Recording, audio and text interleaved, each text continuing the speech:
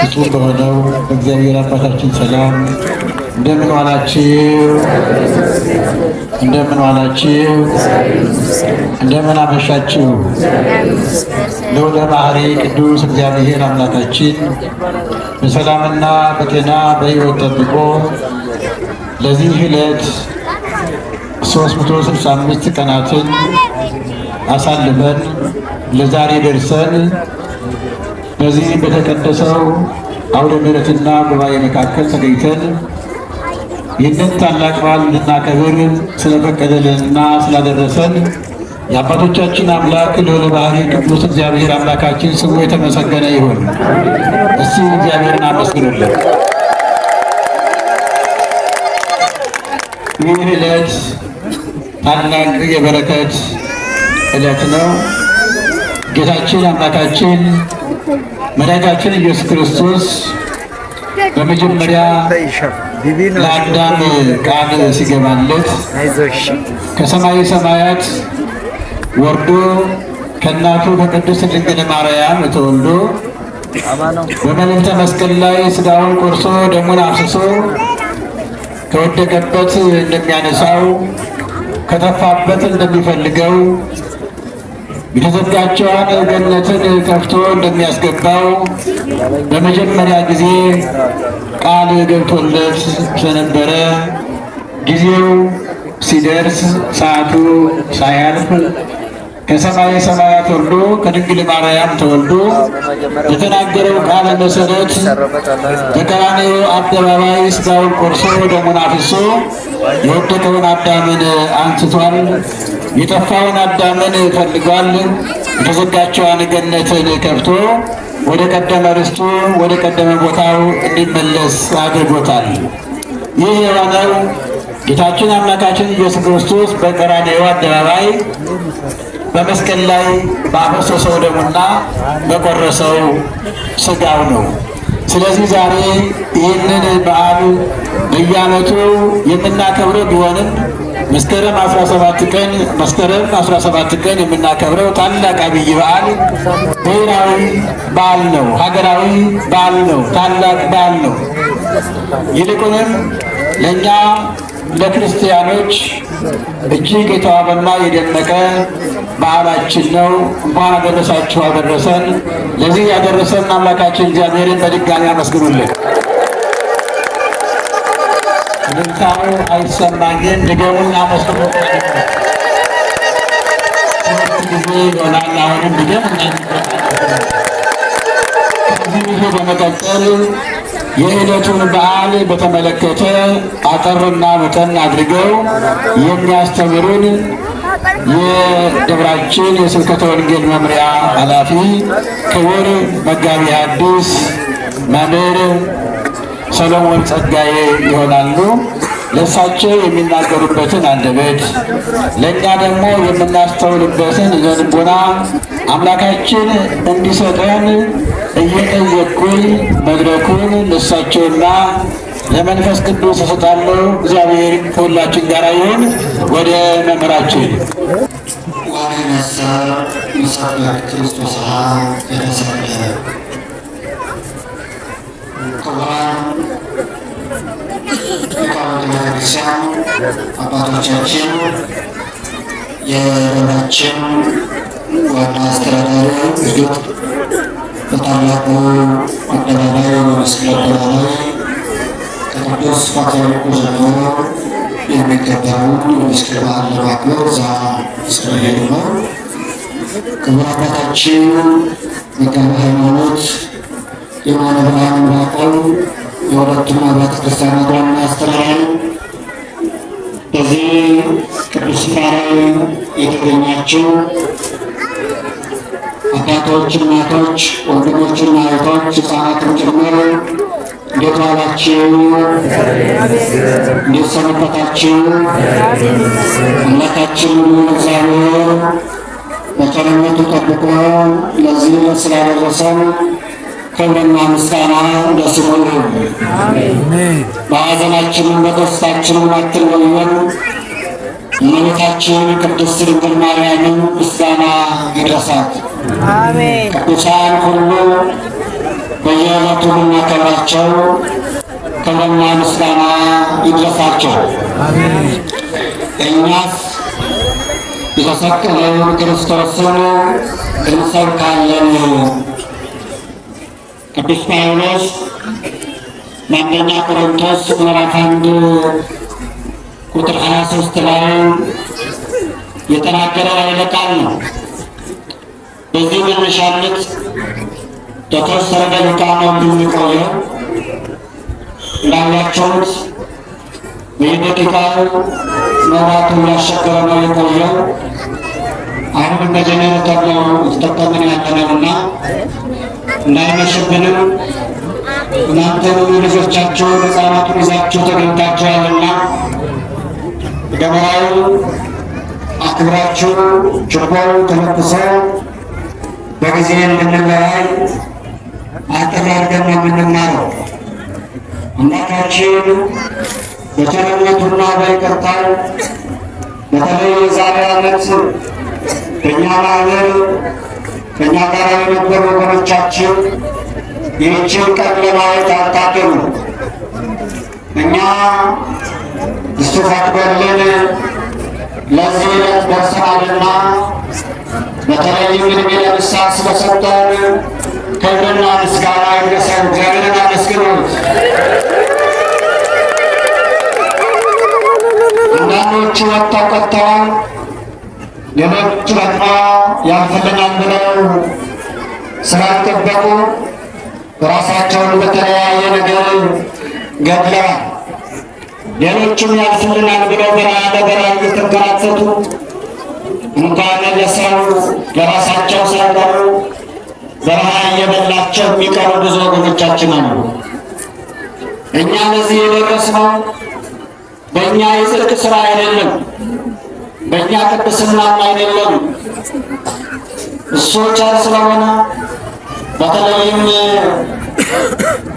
ንስሐ ገብተን ቅዱስ ሥጋውንና ክቡር ደሙን ተቀብለን ተዘጋጅተን እንድንሄድ ስለፈለገ ነው እንጂ እኛ ጻድቅ ሆነን እኛ የተለዩ ሰዎች ሆነን አይደለም። ዕድሜ ለንስሐ የሰጠን አምላካችን በድጋሚ ክብርና ምስጋና ይግባው። እኛ የተሰቀለው ክርስቶስን እንሰብካለን።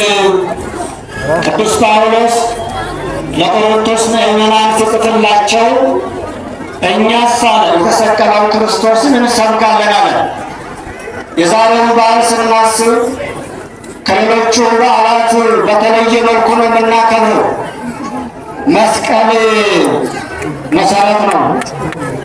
መስቀል ከሁሉም በላይ ነው። ቤተ ክርስቲያናችን በተለይ የኢትዮጵያ ኦርቶዶክስ ተዋሕዶ ቤተክርስቲያን ያለ መስቀል የምታከናውነው አንዳችን ነገር የለም። ስትጀምር በመስቀል ነው፣ ስትፈጽም ደግሞ በመስቀል ነው። መስቀል ልዩ ምልክታችን ነው። መስቀል የምንጽናናበት ነው። መስቀል አጋንንትን የምናርቅበት ነው። መስቀል መንፈስ ቅዱስን የምናቀርብበት ነው። ለዚህ ነው ቅድም ዲያቆናቱ ወአልኮሙ ትምህርተ ለይፈርሁከ ከመ ያምስጡም ከስተገጽ ወይድኃኑ ፍቁራኒከ ለሚያምኑብህ ከቀስት ፊት ያመልጡ ዘንድ ምልክትን ሰጣቸዋል። ምን ሰጣቸው? ምልክትን ሰጣቸዋል ለሚያምኑብህ። አንድም ከሰማየ ሰማያት መውረድክም፣ ከድንግል ማርያም መወለድክም፣ ከሀገር ወደ ሀገር መሰደድክም፣ እንደገና በገዳመ ቆሮንቶስ ገብተህ አርባ መዓልትና አርባ ሌሊት መጾምክን ለሚያምኑ ምልክትን ሰጣቸው።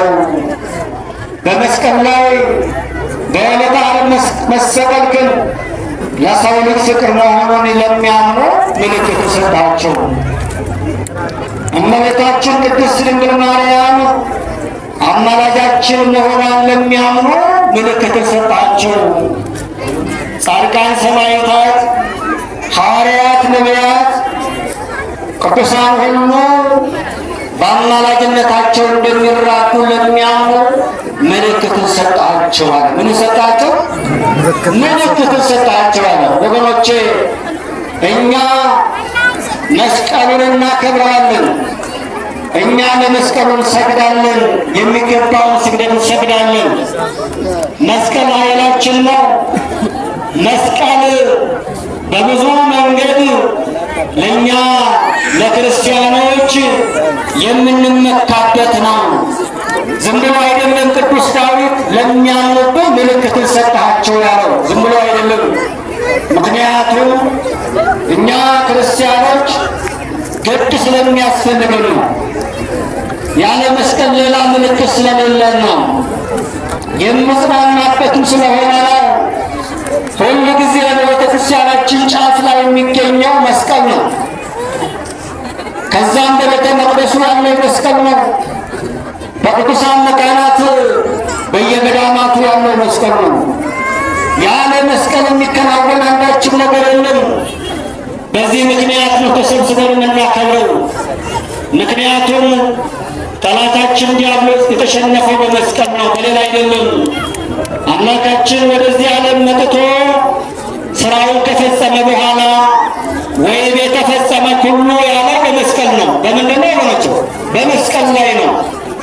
የተወለድኩበት፣ ወደዚህ ዓለም የመጣሁበት፣ የተሰደድኩበት፣ በገዳመ ቆሮንቶስ ገብቼ የጾምኩበት ሁሉም ነገር በመስቀሉ ተፈጸመ ሲል ነው ወይኔ ተፈጸመ ሁሉ ያለው። ወገኖቼ በመስቀሉ ሁሉ ነገር ተፈጽሟል።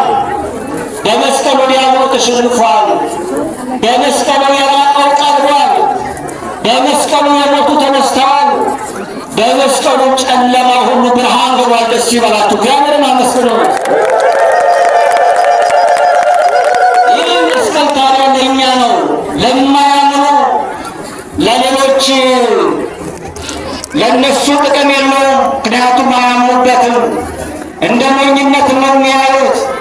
ዛሬን አሁን እኛ የምናከብረው ይህንን ቅዱስ መስቀል ለእነሱ ሞኝነት ነው። ለዚህ ነው ቅድም በተነሳንበት በአንደኛ ቆሮንቶስ ምዕራፍ 1 ቁጥር 8 ላይ ለሚያምኑ ሰዎች ካልሆነ በስተቀር ለማያምኑ ሞኝነት ነው።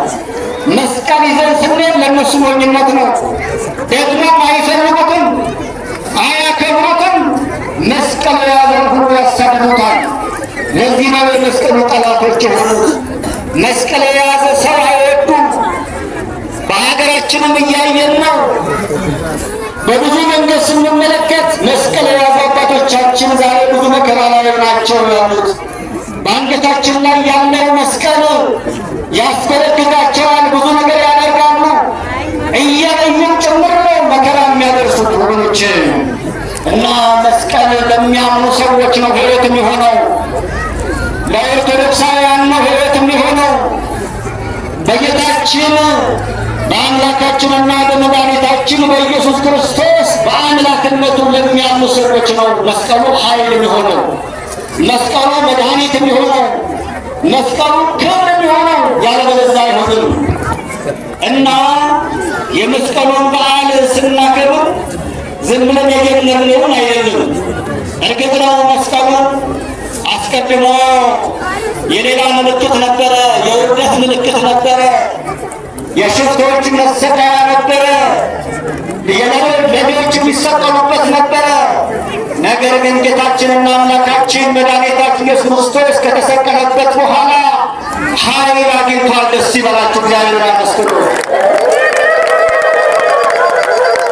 ሮማውያንና እስራኤላውያን በዛን ዘመን ጌታችን ከመሰቀሉ በፊት ሮማውያን አንድ ወንጀል የሰራን ሰው በመስቀል ላይ ሰቅለው በሕዝብ መካከል ያሳዩት ነበር። ሌሎች ወደዛ እንዳይመጡ፣ ሌሎች ሌላ ወንጀል እንዳይፈጽሙ፣ እስራኤላውያን ደግሞ የሞተውን ሰው እዛው መስቀሉ ላይ አንጠልጥለው ያስፈራሩበት ነበረ። ጌታችን ከተሰቀለበት በኋላ ግን ኃይል አገኘ። ሙታንን የሚያስነሳ ሆነ፣ ብርሃን ሆነ፣ የራቀውን የሚያቀርብ ሆነ። በዚህ ምክንያት አይሁዳውያን ለምቀኝነት አያርፉምና ይህንን ቅዱስ መስቀል እንቅበረው ብለው አሰቡት። እዛም በኋላ ቦታ መረጡ። የቱ ጋር ይሻላል ብለው ተማከሩ። አንድ ቦታ ተገኘ። እዛ ላይ ወሰዱና ቀበሩት። አዋጅ አወጁ። እንዲህ ብለው አወጁ፣ ድጋሜ እንዳይገኝ ሁላችሁም ቆሻሻውን እያወጣችሁ እዛ ላይ ድፉ ብለው አዋጅ አወጁ።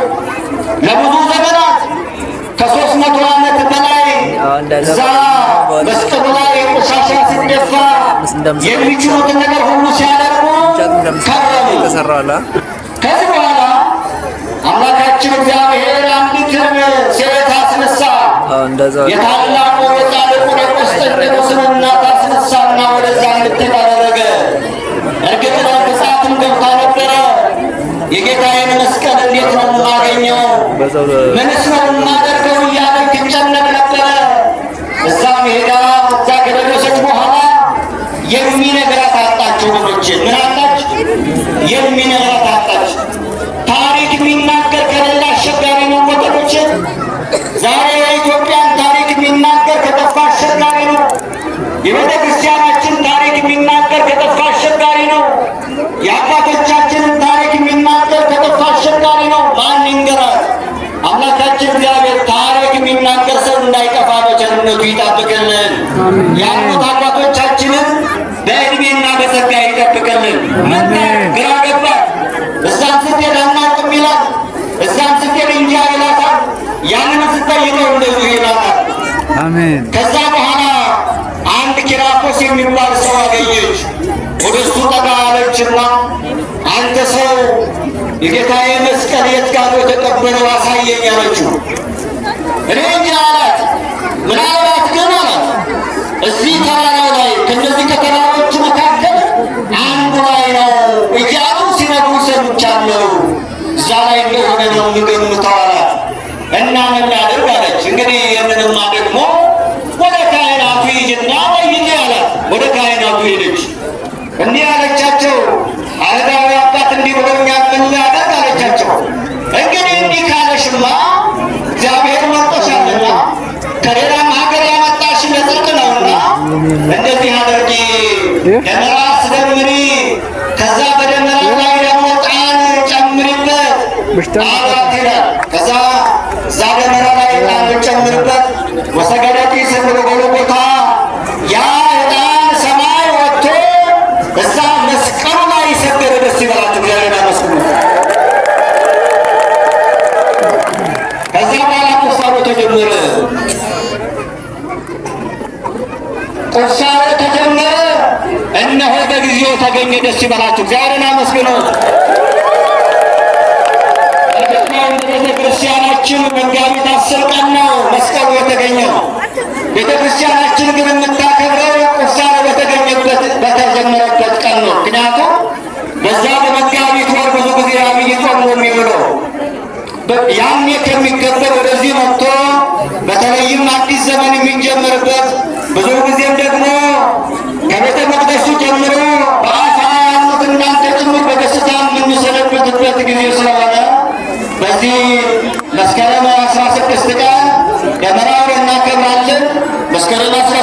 ቀን ደግሞ እንደምታውቁት ያው ክብረ በዓሉን እናከብራለን፣ የመስቀሉን በዓል እናከብራለን እና በዚህ ምክንያት ይህንን መስቀል የምናከብረው ዝም ብለን አመተን አይደለም፣ ወይም ትናንትና የተጀመረ አይደለም። ታሪክ አለው፣ መነሻ አለው። አባቶቻችን ናቸው የጀመሩት። እኛ ደግሞ እንደዚሁ እያከበርን የምንገኘው ነገም ይቀጥላልና በዚህ ያደረሰንን አምላክ በእልልታና በጭብጨባ አመስግኑ።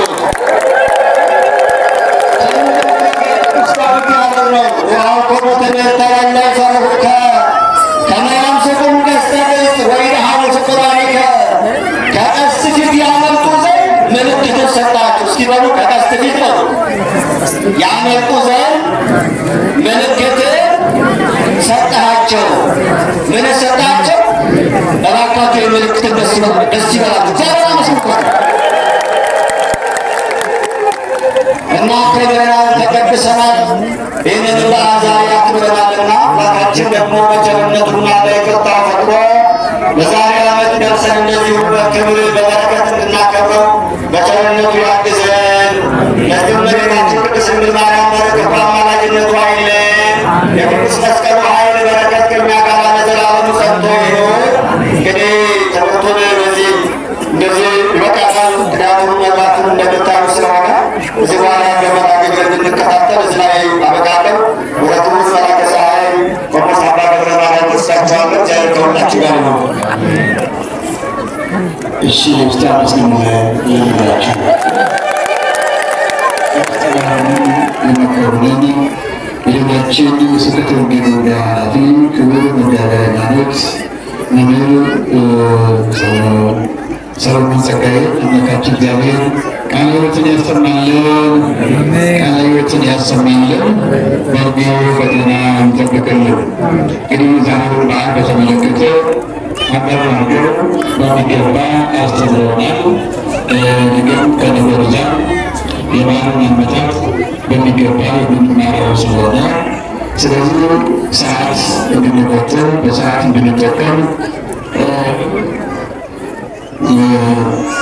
ያስፈልጋልና ጫፉ ያመራችሁ ስለሆነ ጫፉ ይቀንስ በመላው ሲለበስ ሰዎች ያጠር አለ እናገራለን።